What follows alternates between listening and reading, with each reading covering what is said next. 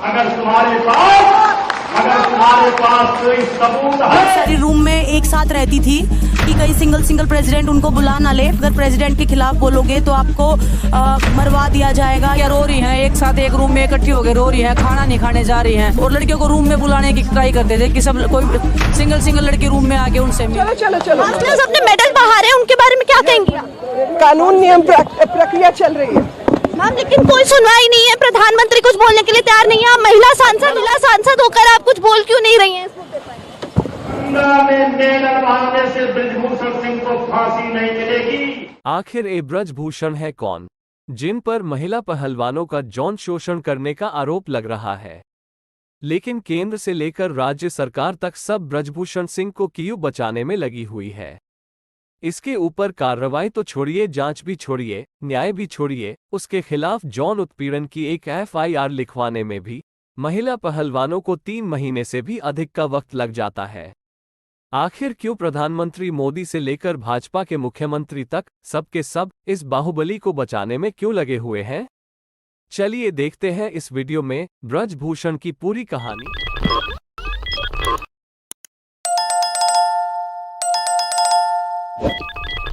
अयोध्या का एक हिस्सा, जहां कभी दलदल और बड़े बड़े जंगली पेड़ हुआ करते थे, जहां कार सेवकों के द्वारा बाबरी विध्वंस के लिए की गई योजनाएं बनाई जाती थी, रणनीतियां तैयार की जाती थी। जब पुलिस कार सेवकों के खिलाफ धरपकड़ कर लिया करती थी, तब भी इसी जगह में आकर छिप जाया करते थे। बाद में विश्व हिंदू परिषद ने इस हिस्से को खरीद लिया और नाम रखा कारसेवकपुरम। इसी कारसेवकपुरम से 15 किलोमीटर दूर गोंडा जिले की एक नवाबगंज नाम की जगह पर 2 मंजिला एक चमकती हुई सफेद हवेली है, और हवेली की शान बढ़ाती महंगी महंगी गाड़ियां, इन सब के मालिक हैं बृजभूषण शरण सिंह। सरयू नदी के पार नवाबगंज में अपनी हवेली से ही 6 बार के सांसद रहे बृजभूषण सिंह करीब 3 दशकों से अपनी राजनीति चला रही। साल 1957 को नवाबगंज में जन्मे बृजभूषण शरण सिंह ने बचपन में ही अखाड़े की मिट्टी में उम्र बढ़ने के साथ वो स्थानीय तौर पर एक अच्छे पहलवान के तौर पर भी उभरने लगे। 70 के दशक में केएस महाविद्यालय से मास्टर्स की डिग्री भी ले ली। इसके बाद छात्रसंघ अध्यक्ष के चुनाव होते हैं। इन चुनावों में बृजभूषण ने पहली जीत हासिल की। कहा जाता है कि छात्र राजनीति के दौरान ही उन्होंने किसी मामले में हैंड ग्रेनेड चला दिया, जिसके बाद उनका नाम उछला और वो राजनीति में सक्रिय हो जाते हैं। यूं कहें कि बृजभूषण शरण सिंह की राजनीति की शुरुआत यहीं से होती है। टेंडर पार्टनरशिप के कारण एक दिन टेंडर को लेकर ही बस्ती के किनकर सिंह और बृजभूषण सिंह और रविंदर सिंह के झड़प के बीच में फायरिंग हो जाती है। इस फायरिंग में एक गोली रविंद्र सिंह को लग जाती है। रविंदर सिंह की मौके पर ही मौत हो जाती है। जिस आदमी ने रविंदर सिंह ने गोली मारी, उस हमलावर को बृजभूषण सिंह ने भी गोली मारकर मौके पर ही निपटा दिया। इस मामले में बृजभूषण सिंह पर मुकदमा भी चला, लेकिन सबूतों के अभाव में अदालत से बरी हो जाते हैं। ये किस्सा किसी और ने नहीं बल्कि खुद बृजभूषण शरण सिंह ने लल्लन टॉप नाम के एक मीडिया संस्थान को दिए एक इंटरव्यू में खुद स्वीकार किया है कि मैंने पूरे जीवन में एक ही कत्ल किया है, वो भी उसका जिसने रविंद्र सिंह को गोली मारी थी, तभी मैंने भी उसे गोली मार दी। मेरे जीवन में मेरे हाथ से एक हत्या हुई है। लोग जो कुछ भी कहें, मैंने एक हत्या की है।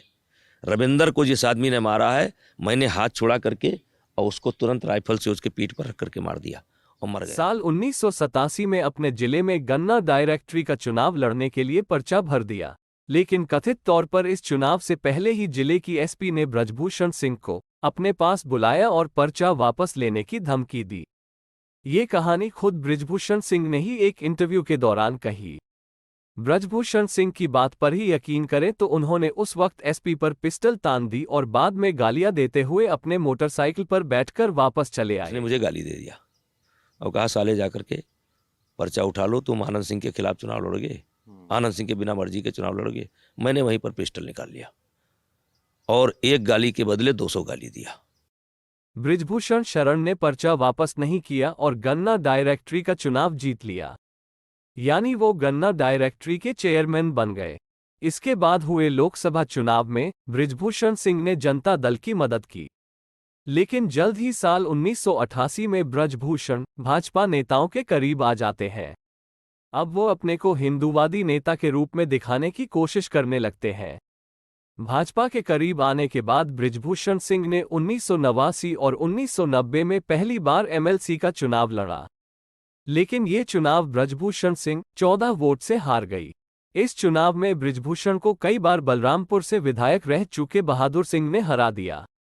हालांकि इस हार के बाद बृजभूषण लोकप्रिय होते चले और इसका कारण बना राम मंदिर आंदोलन।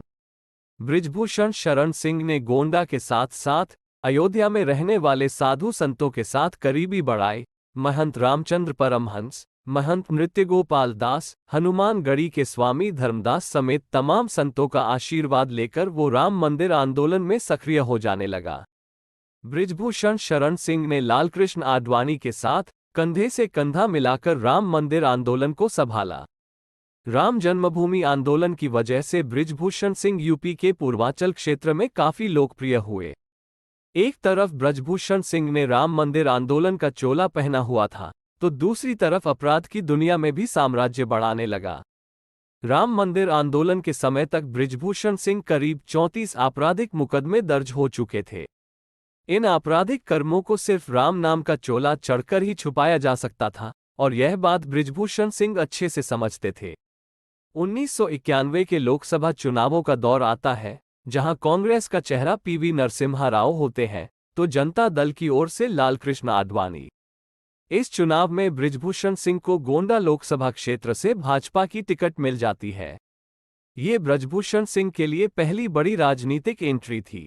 इस चुनाव में उनके सामने कांग्रेस के कद्दावर नेता आनंद सिंह थे, लेकिन बृजभूषण सिंह ने इतने बड़े कद्दावर नेता को भी 1,13,000 वोटों से हरा दिया। एक पहलवान अब सांसद बन चुका था। राम मंदिर आंदोलन के नाम पर धर्म की राजनीति ने भाजपा को 35 सीटों से उठाकर 120 सीटों वाली पार्टी बना दिया। हालांकि कांग्रेस को इस चुनाव में 244 सीटें मिली थीं, इसलिए कांग्रेस ने केंद्र में सरकार बना ली। इसी साल यानी साल 1991 में ही उत्तर प्रदेश विधानसभा के भी चुनाव होते हैं। उस वक्त उत्तराखंड भी उत्तर प्रदेश का हिस्सा था, इसलिए चुनाव 419 विधानसभा सीटों पर हुए। इस चुनाव में भाजपा के सबसे बड़ा चेहरा थे कल्याण सिंह और कांग्रेस की ओर से मुख्य चेहरा थे एनडी तिवारी। इस चुनाव में भारतीय जनता पार्टी को 221 सीटें मिली और कांग्रेस 40 सीटों पर ही सिमट जाती है। इस तरह कल्याण सिंह उत्तर प्रदेश के मुख्यमंत्री बन जाते हैं। इसी बीच 6 दिसंबर 1992 के दिन भाजपा आरएसएस से जुड़े कारसेवकों की भीड़ ने बाबरी मस्जिद पर हमला कर दिया। बाबरी मस्जिद की पूरी इमारत को तोड़ दिया जाता है। इस घटना को लेकर बृजभूषण शरण सिंह इंटरव्यू में बताते हैं कि जब कारसेवकों ने बाबरी मस्जिद पर हमला किया तो किसी के पास कोई हथियार नहीं था। तो वहाँ गैती फरुआ जो था वो बृजभूषण सिंह ने दिया था। कोई संसाधन नहीं था किसी के पास उसको गिराया जाए। कृष्णा गोयल का काम चल रहा था, स्टोर को हम देवेंद्र सिंह शंकर दास ने तोड़ा, वहाँ से निकाल करके गैती दिया, फरुआ दिया, गैती दिया, फरुआ दिया, और फिर हम ही लोगों ने ये बताया, हम ही चिल्ला रहे थे कुछ लोग, क्योंकि इतनी भीड़ थी कि हम वहाँ तक नहीं पहुँच सकते थे, जो जहाँ था वहाँ थम गया था। तो गैती फरुआ ऐसे हाथ हाथ से पहुँचाया गया और फिर कहा गया होल करो, होल करो, होल करो, और करते करते जब एक होल हो गया तो उसी फार्मूले से वो तीनों ढांचा गिर गया। हमने गिराया नहीं है, लेकिन पूरे गवाह हैं हम लोग। 10 बजे रात तक हम लोग थे और गैती फरुआ हमने। इस घटना को लेकर खुद बृजभूषण ये भी दावा करते हैं कि वे उस इलाके से पहले व्यक्ति थे जिन्हें आंदोलन के समय मुलायम सिंह सरकार ने गिरफ्तार किया। भाजपा के वरिष्ठ नेता लालकृष्ण आडवाणी, मुरली मनोहर जोशी और उत्तर प्रदेश के पूर्व मुख्यमंत्री कल्याण सिंह के साथ बृजभूषण सिंह को भी सीबीआई ने इस मामले में आरोपी बनाया था, लेकिन 2020 में इन्हें सभी आरोपों से मुक्त कर दिया जाता है। हालांकि भले ही बृजभूषण सिंह ये दावा करें कि 1992 की बाबरी मस्जिद वाली घटना के बाद सीबीआई ने उन्हें अरेस्ट किया था, लेकिन एक सच ये भी है कि वे इसी साल अपने आपराधिक साम्राज्य की वजह से ही तिहाड़ जेल में भी होकर आ चुके थे। दरअसल इस साल एक ऐसी बड़ी आपराधिक घटना घटती है कि बृजभूषण सिंह पर टाडा कानून लग चुका था। टाडा कानून का मतलब terrorist and deceptive activities act, यानी आतंकियों पर लगने वाला कानून। बृजभूषण पर टाडा की वजह सितंबर 1992 में मुंबई के हॉस्पिटल में हुई एक गोलीबारी की घटना थी। कहानी ये है कि इंटरनेशनल डॉन दाऊद इब्राहिम के बहनोई इब्राहिम कास्कर को अरुण गवली नाम की एक गैंग के शूटर्स ने मार दिया था। बदले में दाऊद गैंग के छोटा राजन, छोटा शकील, सुभाष सिंह ठाकुर और अन्य लोगों ने 22 सितंबर 1992 के दिन जे हॉस्पिटल में अरुण गवली गैंग के शूटर्स शैलेश हल्दनकर और बिपिन की हत्या कर दी। ये शूटआउट में मुंबई पुलिस के भी 2 सिपाही मारे गए। इस केस की जब जांच हुई तो बृजभूषण सिंह और उत्तर प्रदेश पुलिस के इंस्पेक्टर वीरेंद्र राय पर आरोप लगा कि डॉन दाऊद इब्राहिम के शूटर्स को ठहरने का इंतजाम इन दोनों लोगों ने ही किया था।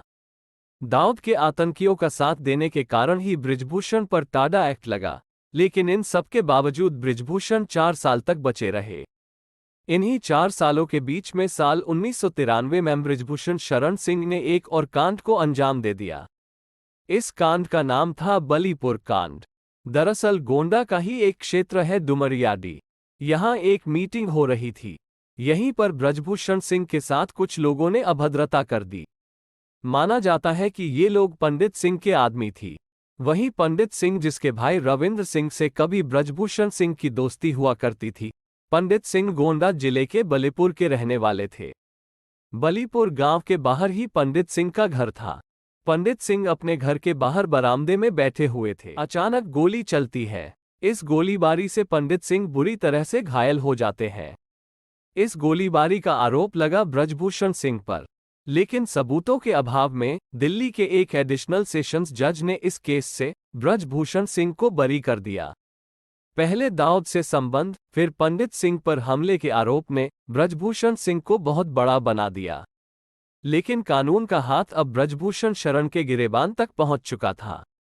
दाऊद को मदद पहुंचाने वाले मामले में 3 साल के बाद यानी साल 1996 में बृजभूषण को गिरफ्तार कर तिहाड़ जेल भेज दिया जाता है। इसी साल लोकसभा चुनाव होने थे, लेकिन बृजभूषण को टिकट नहीं मिल सकती थी, क्योंकि उसके ऊपर टाडा एक्ट लगा हुआ था। लेकिन बाहुबली छवि के कारण उनका रुतबा जिंदा था और इसी का फायदा उठाते हुए भाजपा ने बृजभूषण की पत्नी को गोंडा से मैदान में उतार दिया। इस चुनाव में बृजभूषण की पत्नी आनंद सिंह को 80,000 वोटों के बड़े अंतर से हराकर सबको चौंका दिया। यहां से भाजपा को अंदाजा हो चुका था कि पार्टी के सबसे बड़े नेता अटल बिहारी वाजपेयी की सीट यानी कि बलरामपुर लोकसभा सीट को अगर वापस लाना है तो बृजभूषण शरण सिंह को जेल से बाहर लाना पड़ेगा। 1957 में अटल बिहारी वाजपेयी पहली बार यूपी के बलरामपुर से ही सांसद चुने गए थे। इधर साल 1996 के लोकसभा चुनाव के वक्त बृजभूषण सिंह जेल में थे। दूसरी तरफ उनकी पत्नी गोंडा जिले से चुनाव जीत जाती है। तीसरी तरफ इस लोकसभा चुनाव में भाजपा की तकदीर बदल गई। भाजपा 161 सीटों के साथ सबसे बड़ी पार्टी बन जाती है। कांग्रेस को मात्र 140 सीटें मिल सकी, लेकिन कोई भी पार्टी बहुमत के आसपास भी नहीं थी। किसी भी तरह 16 मई 1996 के दिन अटल बिहारी वाजपेयी ने पहली बार प्रधानमंत्री पद की शपथ ले ली। हालांकि उनकी सरकार मात्र 16 दिन ही चल सकी। 1 जून 1996 के दिन ही वाजपेयी को लोकसभा में बहुमत साबित न कर पाने के कारण इस्तीफा देना पड़ा। लेकिन अपने इस्तीफे से पहले ही वाजपेयी ने 30 मई 1996 के दिन बृजभूषण शरण सिंह के नाम तिहाड़ जेल में ही एक पत्र भेज दिया और आश्वस्त किया कि वे जल्द उन्हें रिहा कराने की कोशिश करेंगे। हालांकि एक दिन बाद ही वाजपेयी की सरकार गिर गई। वाजपेयी के बाद जनता दल के नेता एच.डी. देवेगौड़ा ने प्रधानमंत्री पद की शपथ ली, लेकिन देवेगौड़ा की सरकार भी मात्र 324 दिन तक ही चल सकी।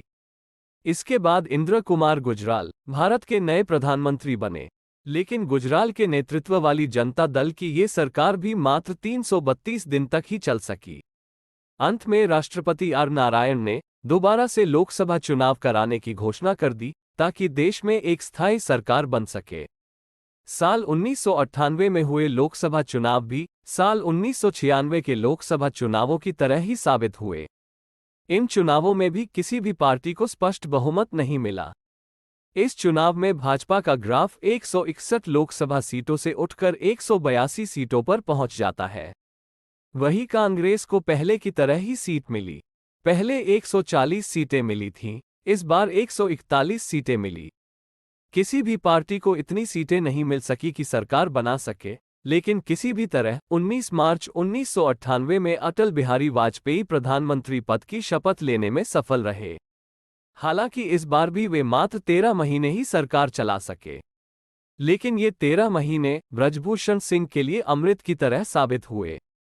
कानून के तहत बंद ब्रजभूषण को वाजपेयी की सरकार ने तिहाड़ जेल से रिहा करा दिया।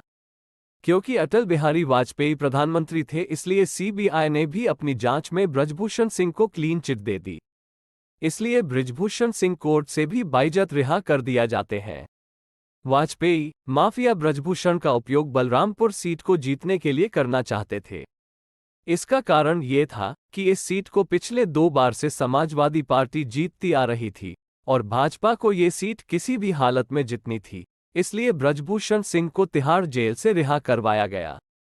साल 1998 के लोकसभा चुनाव में किसी भी पार्टी को स्पष्ट बहुमत नहीं मिला था, इसलिए 13 महीने के बाद भाजपा की सरकार गिरने के बाद साल 1999 के लोकसभा चुनाव में भाजपा बृजभूषण शरण सिंह को बलरामपुर से प्रत्याशी बना देती है। इस चुनाव में बृजभूषण शरण सिंह ने 2 बार से बलरामपुर सीट से जीतते आ रहे सपा के बाहुबली नेता रिजवान अहीर को पटखनी देकर अपना साम्राज्य बनाने में सक्षम रहा। 2014 के लोकसभा चुनाव में चारों ओर मोदी लहर थी, इसी की चर्चा थी। ऐसे में सपा ने कैसरगंज लोकसभा सीट पर बृजभूषण सिंह के खिलाफ विनोद कुमार सिंह उर्फ पंडित सिंह को चुनाव लड़ाया। चुनाव परिणाम वाले दिन ऐसा भी वक्त आया जब पंडित सिंह ने बृजभूषण सिंह पर शुरुआती दौर की काउंटिंग में बढ़त बना ली। कहते हैं कि उनके समर्थक लड्डू भी बनवाने लगे थे, लेकिन वो बृजभूषण शरण सिंह को हरा नहीं पाए। इस चुनाव में भी बृजभूषण सिंह करीब 78,000 वोटों से चुनाव जीत गईं।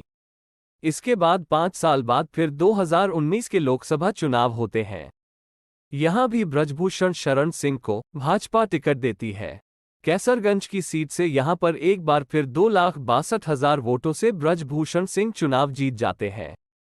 इस तरह बृजभूषण शरण सिंह लगातार कुल 6 बार सांसद बन चुके हैं। लेकिन इस संसदीय सफर के साथ साथ बृजभूषण का रिश्ते कुश्ती संघ के साथ भी चलता रहा, जिसके वो वर्तमान में अध्यक्ष हैं। बात है साल 2011 की कुश्ती महासंघ के अध्यक्ष थे सत्ताधारी पार्टी के यानी कि कांग्रेस के नेता दीपेंद्र हुड्डा। इसी साल कुश्ती महासंघ के चुनाव हुए। इस चुनाव में बृजभूषण सिंह दीपेंद्र हुड्डा के सामने खड़े हो जाते हैं। इस चुनाव में भी बृजभूषण सिंह ने जीत हासिल कर ली। कुश्ती महासंघ के इस चुनाव के समय दिल्ली में काफी मारपीट हुई, तब कांग्रेस की सरकार थी। बावजूद इसके बृजभूषण ने अपने बाहुबल के दम पर दीपेंद्र हुड्डा को चुनाव हरा दिया। इसके बाद से अब तक बृजभूषण सिंह लगातार 3 बार से कुश्ती महासंघ के अध्यक्ष हैं।